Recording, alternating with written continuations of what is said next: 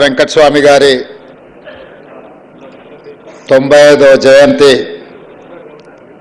తెలంగాణ రాష్ట్ర ప్రభుత్వం అధికారికంగా ఏర్పాటు చేసి ఈ కార్యక్రమంలో నాతో పాటు ఉప ముఖ్యమంత్రి వర్యులు బట్టి విక్రమార్క గారు, కాకా కుటుంబ సభ్యులు వినోద్ గారు, వివేక్ గారు, పెద్దపల్లి పార్లమెంట్ సభ్యులు మిత్రుడు వంశీ గారు, చాడా వెంకటరెడ్డి గారు, ప్రొఫెసర్ కోదన్ రామ్ గారు, అదేవిధంగా మా సహచర మంత్రివర్గ సభ్యులు పొన్నం ప్రభాకర్ గారు, మధు యాస్కీ గారు, శాసనసభ్యులు ప్రేమ్ సాగర్ రావు గారు, అదేవిధంగా శాసనసభ్యులు నాగరాజు గారు, మిత్రులు పెద్దలు పార్లమెంట్ సభ్యులు డాక్టర్ మల్లు రవి గారు, వేదిక మీద ఉన్న పెద్దలందరూ, ఇక్కడికి విచ్చేసిన కాకా వెంకటస్వామి గారి అభిమానులందరూ కూడా హృదయపూర్వకంగా నమస్కారాలు. వాస్తవంగా తెలంగాణ రాష్ట్రంలో వేళ్ల మీద లెక్కబెట్టగలిగిన జాతీయ స్థాయి నాయకులలో వెంకటస్వామి గారు ఒకరు. ఈ ప్రాంతం నుంచి జాతీయ స్థాయిలో పివి నరసింహారావు గారు, ఆ తర్వాత జాతీయ స్థాయిలో ఆ గుర్తింపు ఉన్నది కాకా వెంకటస్వామి గారికి. అలాంటి కాకా వెంకటస్వామి గారి జయంతి వర్ధంతి అధికారిక కార్యక్రమంగా నిర్వహించడం అనేది ఏ పార్టీ అధికారంలో ఉన్నా ప్రభుత్వాల యొక్క బాధ్యత. సరే, గతంలో ఉన్నవాళ్ళు మరి కాకాను కాంగ్రెస్ పార్టీ కోణంలో చూసినరో లేదా వాళ్ళ ఉద్దేశంలో కాకా గారిని ప్రజల నుంచి దూరం చేయాలన్న ఆలోచనలో నాకు తెలియదు. ఏది ఏమైనా వారి జయంతి వస్తుందని నాకు తెలియంగానే చీఫ్ సెక్రటరీ గారిని పిలిచి ప్రభుత్వం గతంలో తీసుకున్న నిర్ణయం ఏ విధంగా ఉన్నది, ఈరోజు మనం ఏం చేయాలని సమీక్ష చేసి ఆ సమీక్షలో కాకా వెంకటస్వామి గారి జయంతి వర్ధంతిని తెలంగాణ రాష్ట్ర ప్రభుత్వం అధికారికంగా నిర్వహించాలని నిర్ణయించిందని చేయండి అని చెప్పి అధికారులకు ఆదేశాలు ఇవ్వడం జరిగింది. ఆ తర్వాత నా దృష్టికి వచ్చింది, మిత్రులు వివేక్ గారు కూడా లేఖ రాసింది ఈ విషయంని ప్రభుత్వం పరిగణలోకి తీసుకో. నేను మీ అందరితో చేసే మనవి ఏంది అంటే, ఇది ఎవరో గుర్తు చేయాల్సిన బాధ్యత కాదు, బాధ్యతాయుతంగా వ్యవహరించాల్సిన సందర్భం కుర్చీలలో కూర్చోవచ్చు. అది నేను కావచ్చు, లేకపోతే నాకంటే ముందున్న వాళ్ళు కావచ్చు.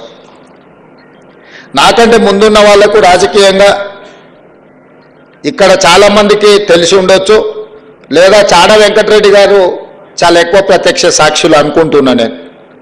2004 ఎన్నికల సందర్భంగా ఆ రోజు బలంగా ఉన్న తెలుగుదేశం పార్టీని ఎదుర్కోవాలి అని అంటే కాంగ్రెస్ పార్టీ ఎన్నికలకు వెళ్లే సందర్భంలో డాక్టర్ వైఎస్ రాజశేఖర రెడ్డి గారి పాదయాత్ర తర్వాత తెలంగాణ, ఆంధ్రప్రదేశ్ రాష్ట్రాలలో ఒక అద్భుతమైన వాతావరణం కాంగ్రెస్ పార్టీకి అనుకూలంగా మారింది. ఆ సందర్భంలో కొత్తగా వచ్చిన రాజకీయ పార్టీకి పెద్దగా ప్రాతినిధ్యం లేకపోయినా తెలంగాణ అంశానికి ఉన్న ప్రాధాన్యతను దృష్టిలో పెట్టుకొని తెలంగాణ రాష్ట్రం అనే ఆలోచన, తెలంగాణ రాష్ట్ర ఏర్పాటు ప్రక్రియ మరుగున పడకూడదు, ఇది భవిష్యత్తుకు ఉపయోగపడాలి అని ఆ రోజు కాకా వెంకటస్వామి గారు ప్రణబ్ ముఖర్జీ గారిని, శ్రీమతి సోనియా గాంధీ గారిని ఒప్పించి 10 సంవత్సరాల అధికారం అనుభవించిన పార్టీకి పొత్తులో భాగస్వాములను చేసి 42 సీట్లు ఇప్పించి 25 ఎమ్మెల్యేలు 5 మంది ఎంపీలను ఇవ్వడానికి కాకానే ప్రధాన కారణం అన్న సంగతి ఆ రోజు ప్రత్యక్ష రాజకీయాలలో ఉన్న వాళ్ళకు కానీ ఆనాడు రాజకీయాలను ప్రత్యక్షంగా పరిశీలించిన వాళ్ళకు తెలుసు. ఎందుకంటే ఆ 2004 ఎన్నికలలో రాజకీయాలను నిశితంగా ఆ రోజు నేను గమనిస్తున్నా. ఈ పరిణామాలు ఏ విధంగా పరిణతి చెందబోతున్నాయి, ఈ పరిణామాలు తెలంగాణ రాష్ట్ర ఏర్పాటు ప్రక్రియకు ఏ విధంగా సహకరించబోతున్నాయి, ఇందులో ఎవరెవరు ఏ బాధ్యత నెరవేర్చబోతున్నారు అని చెప్పి ఆ రోజు నేను నిశ్చితంగా నేను గమనించిన దాని ప్రకారం ఆనాడు ఇప్పుడు గొప్పలు చెప్పుకునే వాళ్లకు 25 ఎమ్మెల్యే సీట్లు గెలవడానికి 5 పార్లమెంట్ సీట్లు గెలవడానికి కాకా వెంకటస్వామి గారు అందించిన సహకారం ఎంతో వారి వల్ల బలపడి రాష్ట్రంలో ప్రభుత్వం వచ్చిన తర్వాత వారి జయంతి వర్ధంతులను అధికారికంగా నిర్వహించాల్సిన వాళ్ళు అసూయతోనో ద్వేషంతోనో నిర్వహించకుండా వదిలేసిండ్రు. అందుకే కాంగ్రెస్ పార్టీ అధికారంలోకి వచ్చిన వెంటనే కాక ప్రజల ఆస్తి, పేదోళ్ల ధైర్యం, నిలువ నీడలేని వాళ్లను ఆదుకోవడానికి అండగా నిలబడడానికి నగరానికి ఉద్యోగ ఉపాధి అవకాశాల కోసం ఎవరొచ్చినా ఎక్కడో ఒక ప్రభుత్వ స్థలంలో వాళ్ళు ఉండడానికి అవసరమైన ఏర్పాటు నాకు తెలిసినంత వరకు ఆ రోజుల్లో కాకా వెంకటస్వామి గారు 80,000 మందికి గుడిసెలకు నిలువ ఆధారము నీడనిచ్చిండు అని చెప్పి లెక్కలు చెప్తున్నాయి. ఇవాళ ఒక్క ఇందిరమ్మ ఇల్లు ఇప్పిస్తేనే 100 సార్లు చెప్పుకుంటాం మనం. లేదా డబల్ బెడ్రూమ్ ఇల్లు ఇచ్చినోడైతే మన జీవితాల్లోనే బాగు చేసినట్టుగా మనకు మొత్తం వండించినట్టు వార్చినట్టు తినిపించినట్టు ఇవాళ గొప్పలు చెప్పుకుంటారు. కానీ 80,000 ఇళ్ళు పేదోళ్లకు హైదరాబాదు నగరంలో ఇప్పించిన కాకను మర్చిపోవడం అనేది అది వాళ్ళ బాధ్యత రాహిత్యానికి ఒక ఉదాహరణ. అదేవిధంగా సింగరేణి గురించి మిత్రులందరూ చెప్పాను. సింగరేణి దివాలా తీసి సింగరేణి మూతపడే సందర్భంలో కార్మికులను ఆదుకోవాలన్న ఆలోచన, కార్మికులను బ్రతికించాలన్న కోరిక, పట్టుదల సింగరేణికి 450 కోట్ల రూపాయలు ఆ రోజుల్లో అప్పు ఇప్పించి సింగరేణి సంస్థను కాపాడి ఇవాళ వేలాది కుటుంబాలు, లక్షలాది మంది ఆధారంగా దాని మీద ఉన్న వాళ్ళని అందరినీ కూడా ఈరోజు వాళ్ళ ఇళ్లలో దీపం ఉంది, ఆ కుటుంబంలో బుక్కడి బువ్వ తింటున్నారు అని అంటే కాకా గారి కృషి అని చెప్పి మనం ఈరోజు మాట్లాడుకోవాల్సిన అవసరం ఉన్నది. ఇదే కాదు, జాతీయ స్థాయిలో పండిత్ జవహర్లాల్ నెహ్రూ గారిని చాచా అంటే తెలుగు రాష్ట్రాలలో అదే స్థాయిలో కాకా అని గుర్తింపు ఉన్నది గడ్డం వెంకటస్వామి గారికి. రెండవది, ఎమర్జెన్సీ తర్వాత ఎన్నో విపత్కర పరిస్థితులను ఎదుర్కొని కాంగ్రెస్ పార్టీ తీవ్రమైన రాజకీయ ఒడిదుడుకులను ఎదుర్కొంటున్న సందర్భంలో కాంగ్రెస్ పార్టీ జాతీయ కార్యాలయాన్ని ఎక్కడ పెట్టాలని చర్చ జరుగుతున్నప్పుడు కాకా వెంకటస్వామి గారు ఇందిరాగాంధీ గారి దగ్గరికి వెళ్ళి నా ఇల్లునే కాంగ్రెస్ పార్టీ జాతీయ కార్యాలయంగా మార్చండి అని చెప్పి వారు ఇల్లు ఇచ్చిండ్రు.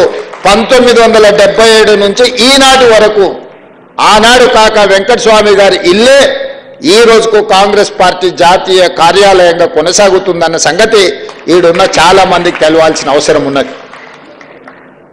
కాకా వెంకటస్వామి గారికి ఇందిరాగాంధీ గారి కుటుంబానికి సన్నిహిత సంబంధాలు, కాంగ్రెస్ విధానాలు, సిద్ధాంతాలే కాదు, ఆ కుటుంబం మధ్యలో ఒక బలమైన అనుబంధం ఉన్నది. అదే కాదు, ఈరోజు జాతీయ కాంగ్రెస్ పార్టీ అధ్యక్షుడుకున్న మల్లికార్జున్ ఖర్గే గారు వెంకటస్వామి గారి సమకాలికులు. వెంకటస్వామి గారు ఉన్నత స్థాయిలో ఉన్నప్పుడు వారు కర్ణాటక రాష్ట్రంలో కాంగ్రెస్ రాజకీయాలలో మంత్రిగా ఉన్నారు. ఎప్పుడు వారిని కలిసినా, వారు ఎప్పుడు హైదరాబాద్కు వచ్చినా తప్పకుండా వెంకటస్వామి గారిని గుర్తు చేసుకుంటారు. ఆయన చెప్తారు, अरे मैं हमेशा आता था जी हैदराबाद को, कभी भी आए तो चिकड़पल्ली जाके उनके घर में मैं खाना खा के वहां से निकलते थे. जब मैं गुलबर्गा जाना है तो भी उनके घर पे जाके उनसे मिलकर మీ అన్నదమ్ముల ఎవరో నాకు చాలా సంబంధం, कैसा है उन्होंने అంటే నేనన్నా ठीक ठाक है साहब मगर विवेक साहब तो अपने साथ में नहीं है बोल के बोला मैं. अरे ऐसा कैसे तुम बात करो मैं बात कर दूं. अरे వెంకటస్వామి గారి కొడుకు మన మీద కోపం ఎట్లా వస్తుంది, బయట ఎట్లా ఉంటాడు, లా ఉస్కో అని నాకు చెప్పిండు. అప్పుడు నేను వివేక్ అన్నాను, సరోజక్కని పోయి కలిసి, వంశీని కలిసి, అయ్యా ఈ కాంగ్రెస్ పార్టీ మీ కుటుంబం మీద కోపం వస్తే బయటకు పోవద్దు, మీరు ఈ కుటుంబంలో ఉండాలి. కాంగ్రెస్ పార్టీ మల్లికార్జున్ ఖర్గే గారు నాకు చెప్పిండ్రు మీతో మాట్లాడి కాంగ్రెస్ పార్టీకి తీసుకురా అని. మీరు రాండి, ఈ పార్టీలో మనకందరికీ మంచి జరుగుద్ది, ప్రజలకు మేలు జరుగుద్ది, మీకు నాకు మేలు జరిగినా జరగకపోయినా, లాభం ఉన్నా లేకపోయినా తెలంగాణ 4 కోట్ల రాష్ట్ర ప్రజలకు మేలు జరుగుతుంది, మీరందరూ కూడా రావాలి అని చెప్పి వాళ్ళందరినీ కాంగ్రెస్ కుటుంబంలో కలిపి మొన్న జరిగిన ఎన్నికలలో అది శాసనసభ కావచ్చు, పార్లమెంట్ కావచ్చు, అన్నిట్లలో వారికి వచ్చిన అవకాశాలను వారు సద్వినియోగం చేసుకున్నారు. వెంకటస్వామి గారి కుటుంబంనే కాకుండా సమర్థతతో వాళ్ళు నిరూపించుకొని ప్రజాప్రతినిధులుగా ఎన్నికైనరు. అందుకే ఈరోజు ప్రేమ్ సాగర్ రావు గారు ఎప్పుడు కలిసినా ఆదిలాబాదును అభివృద్ధి చేయాల్సిన అవసరం ఉంది, మీరు దత్తత తీసుకోండి అని నేను పిసిసి అధ్యక్షుడిగా ఆదిలాబాద్ వెళ్ళినప్పుడు వారు నాతో వేదిక మీద నుంచి చెప్పించింది. ఈరోజు నేను మీకు స్పష్టంగా ఆదిలాబాద్ జిల్లా పెద్దపల్లి పార్లమెంట్ ప్రాంతానికి సంబంధించిన అభివృద్ధి కార్యక్రమాలకు మొదటి ప్రాధాన్యత ఇవ్వడమే కాకుండా బట్టి విక్రమార్క గారు చెప్పినట్టు ప్రాణహిత చేవెళ్లకు డాక్టర్ బాబాసాహెబ్ అంబేద్కర్ గారి పేరు కూడా వెంకటస్వామి గారి సూచన మేరకు ఆ రోజు పెట్టడం జరిగింది. కానీ ఆ తర్వాత వచ్చిన ప్రభుత్వాలు డాక్టర్ బాబాసాహెబ్ అంబేద్కర్ గారి పేరు మార్చి ప్రాజెక్టుల రీడిజైనింగ్ పేరు మీద 1,00,000 కోట్లు మింగేసి కట్టిన కాళేశ్వరం మన కళ్ళ ముందలే కట్టుడు కూలుడు 2 జరిగిపోయినాయి. ఒకవేళ ఇప్పుడు ఉంటే కూలిపోయిన దాన్ని ఎత్తిపోయడానికి కూడా మళ్ళీ అదే కాంట్రాక్టర్కు కాంట్రాక్ట్ ఇచ్చి మళ్ళీ 10,000 కోట్లు దిగమింగటోళ్ళు ఇవాళ. అందుకే తుమ్మిడి హెట్టి దగ్గర ఏదైతే ప్రాణహిత చేవెళ్ళ మొదట్లో డిజైన్ చేసిండ్రో తప్పకుండా ప్రాజెక్టును నిర్మాణం చేయడమే కాకుండా ఆదిలాబాద్ జిల్లాకు నీళ్లు ఇచ్చే బాధ్యత కాంగ్రెస్ పార్టీ తీసుకుంటుంది. డాక్టర్ వైఎస్ రాజశేఖర రెడ్డి గారు జలయజ్ఞంలో భాగంగా ప్రారంభించిన ప్రాణహిత చేవెళ్ళ ఆ రోజు వెంకటస్వామి గారి ఆలోచన, వారు ప్రభుత్వాన్ని ఇంతకుముందే బట్టి విక్రమార్క గారు చెప్పినట్టు వారు ఎంతో ఆలోచన చేసి ఆదిలాబాద్కు మేలు జరగాలని ఆ కార్యక్రమం కోసం వారు పట్టుబట్టారు. ఈరోజు ఆ కార్యక్రమాలను కొనసాగించాల్సిన బాధ్యత మన అందరి మీద ఉన్నది. కాబట్టి ఈరోజు మిత్రులారా, పొన్నం ప్రభాకర్ గారు నేను కూడా కుటుంబ సభ్యుల్లో ఒకనే అన్నాడు. అట్లాగినా అన్నామంటే మంత్రి పదవి మరి ఆ కుటుంబానికి ఇచ్చినట్టే అయిపోయింది అనాల్సి వస్తుంది.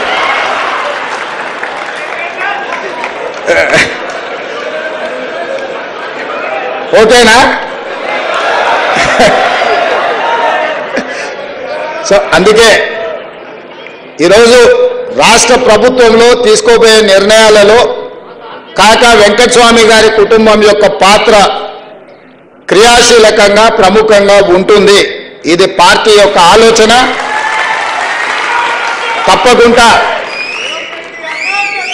ఆదిలాబాద్ ప్రాంత అభివృద్ధికి తెలంగాణ రాష్ట్రంలో ప్రభుత్వం అమలు చేసే సంక్షేమ అభివృద్ధి కార్యక్రమాలకు వాళ్ళ నుంచి సంపూర్ణమైన సహకారం తీసుకోవడం జరుగుతుంది. వారు ఒక స్ఫూర్తి కాకా వెంకటస్వామి గారు. కాకా వెంకటస్వామి గారికి ఆస్తులకు మాత్రమే వాళ్ళు వారసులు. వారి ఆలోచన విధానానికి పేద ప్రజలకు సేవ చేయాలన్న ఆలోచనకి మనందరం కూడా వారసులమే. వారి ఆలోచనతోని రాష్ట్ర ప్రభుత్వం నడవాలి అనేది నా ఆకాంక్ష. పేదలకు అండగా నిలబడ్డప్పుడే మన పట్ల ప్రజలు సానుభూతి చూపిస్తారు. అందుకే ఈరోజు నేను స్పష్టంగా మూసి పరివాహక ప్రాంతంలో ఉన్న పేదలకు ఒక మాట ఇవ్వదలుచుకున్నా. మిమ్మల్ని ఎవరిని నిర్వాసితులను చేయము, మిమ్మల్ని అనాథలను చేయము.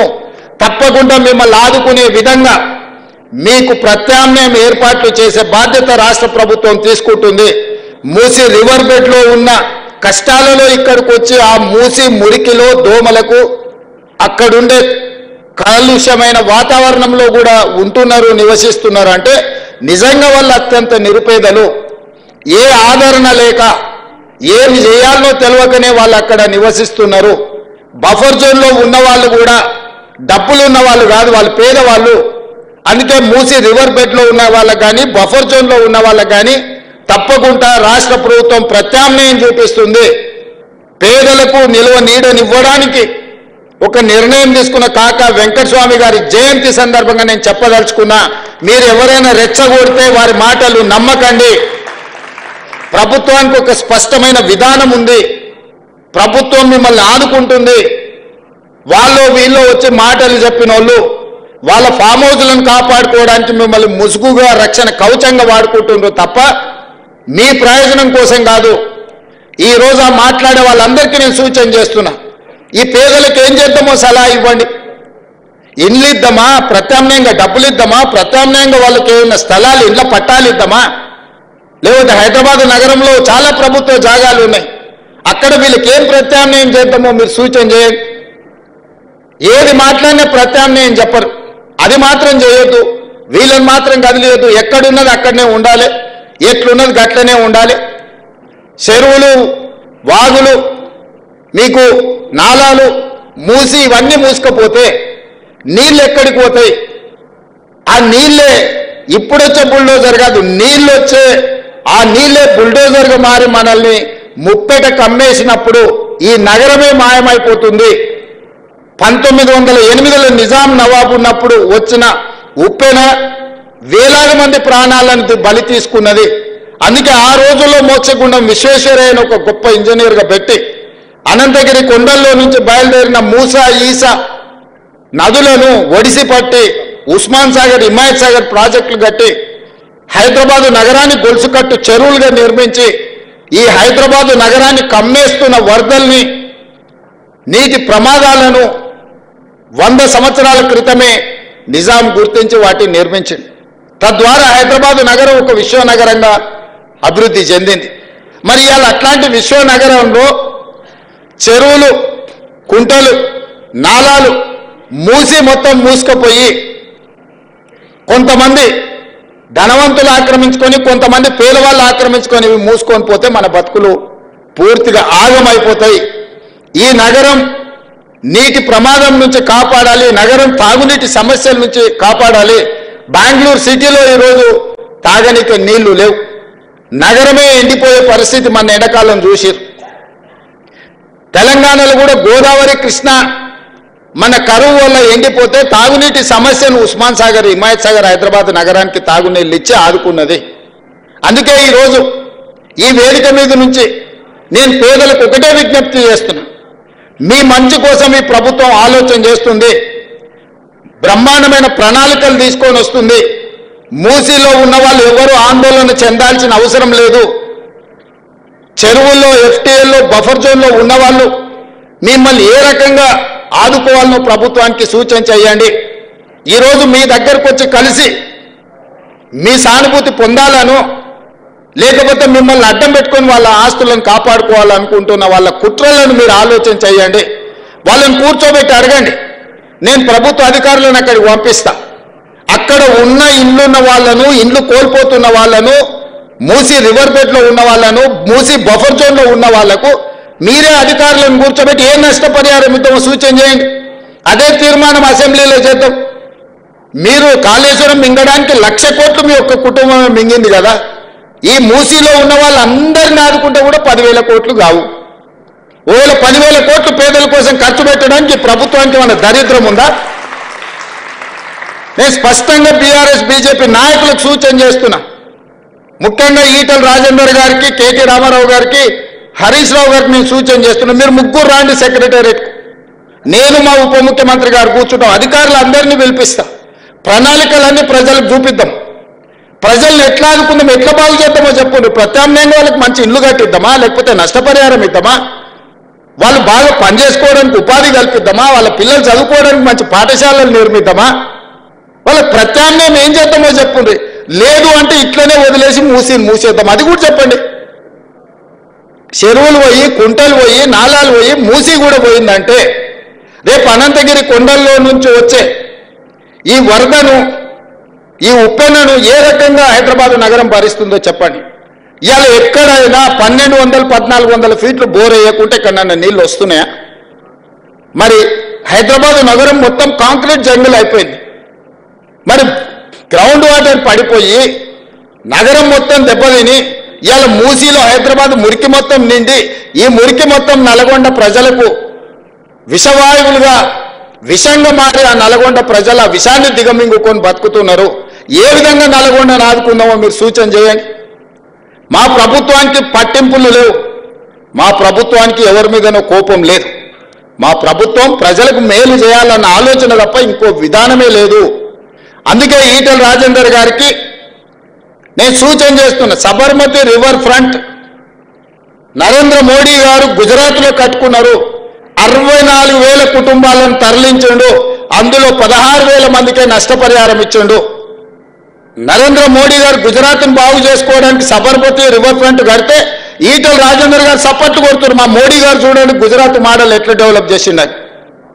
మరి అదే సబర్మతి రివర్ ఫ్రంట్ అట్లాంటిదే మూసీ రివర్ ఫ్రంట్ హైదరాబాద్లో కట్టుకుంటే రాజేందర్కి వచ్చిన కష్టమేంది దుఃఖమేంది నాకు అర్థం కాలే. రండి రాజేందర్ గారు, గత ప్రభుత్వంలో జీవోలు ఇచ్చారు. 2019లో మూసీలో ఉన్న ఆక్రమణలు తొలగించాలని జీవో ఇచ్చారు. మీరు అప్పుడు మంత్రే కదా, మీరు ఆ ప్రభుత్వంలో మంత్రే కదా. మరి ఈరోజు నేను ఒక సూటిగా అడుగుతున్నా, ఏం చేద్దామో చెప్పుర్రి, ప్రత్యామ్నాయం చెప్పుండ్రి, ఈ పేదలు ఎట్లా ఆదుకుందామో చెప్పుండ్రి. వాళ్ళందరూ ఆస్తులు ఉండిపోయి మూసీలో కట్టుకోలే, వాళ్ళ వాటర్ వ్యూ కోసం కట్టుకోలే, బతకలేని పరిస్థితుల్లో వాళ్ళు అక్కడికి పోయి ఉన్నారు. వాళ్ళు ఎట్లా బతికించుకుందామో చెప్పుండ్రి. అందుకే ఈరోజు మా బట్టి విక్రమార్క గారికి నా విజ్ఞప్తి, పొన్నం ప్రభాకర్ గారు ఎనివే హైదరాబాద్ ఇన్ఛార్జ్ మినిస్టర్, ముఖ్యమైన వాళ్ళందరినీ పిలిచి మీరు చర్చలు ప్రారంభించండి అన్న.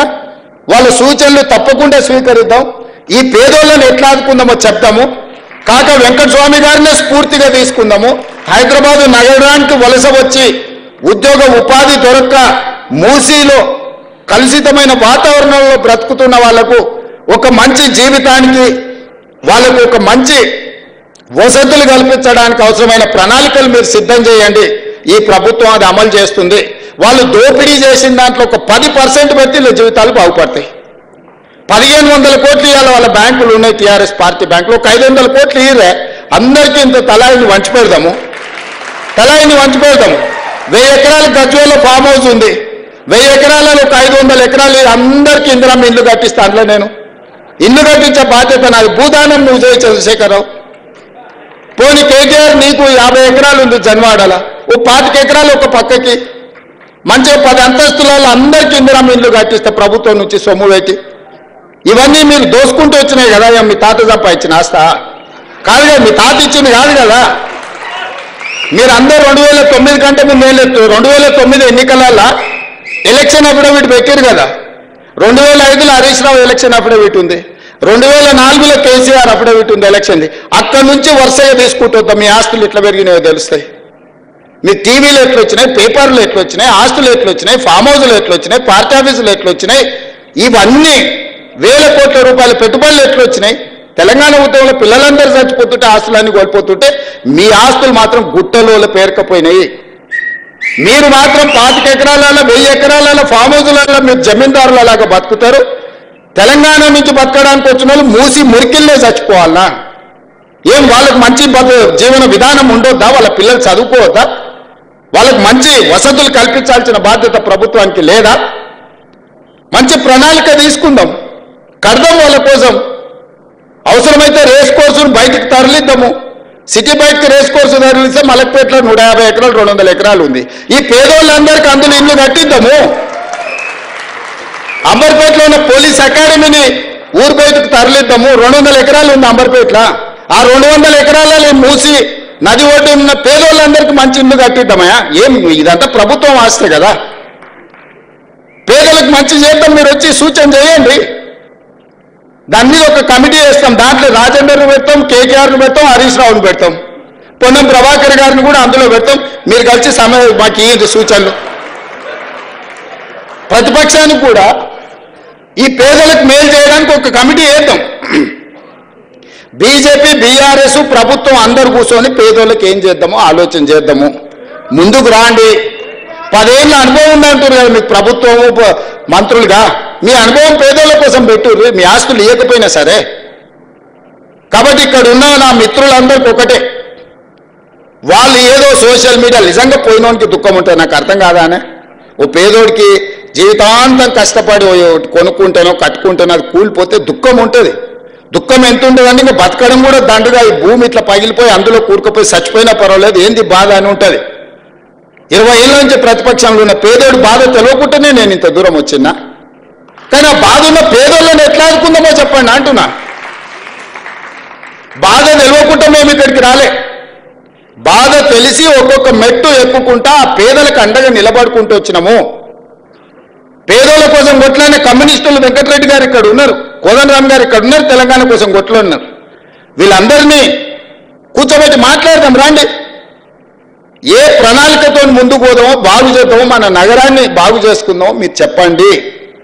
ఏది చేసినా అడ్డం పడి శనీశ్వరులాగా శని కాలకే మూటలాగా ప్రభుత్వం ఏ కార్యక్రమం చేసినా రైతు రుణమాఫీ చేసినవా 25 రోజుల్లో 18,000 కోట్ల రూపాయలు 22,22,663 మంది రైతులకు 2 లక్షల అప్పున్న ప్రతి రైతుకు మాఫీ చేసిన నేను. దాన్ని సంపూర్ణంగా బట్టి విక్రమార్క గారు సహకరించిన అన్ని దిక్కులు ఉన్న రూపాయి బిగబట్టి 18,000 కోట్ల రూపాయలు వాళ్ళ ఖాతాలు వేసినాం. 2 లక్షల పైన ఉన్న వాళ్ళకి ఆ పైన మీరు కట్టే మిగతా ఇస్తామని చెప్పినాం. రైతు రుణమాఫీ జరగలేదని ఇలా దిక్కుమాల నోటి దీక్ష పెట్టిండు. ఇక ఏమనాలి చెప్పు. 10 ఏళ్ళల్లో మీరు ₹1,00,000 రుణమాఫీ చేస్తామని ఎప్పుడు చేయలే. 2018 నుంచి 2023 వరకు వాళ్ళు 5 ఏళ్లలో చేసిన రుణమాఫీ 11,000 కోట్లు.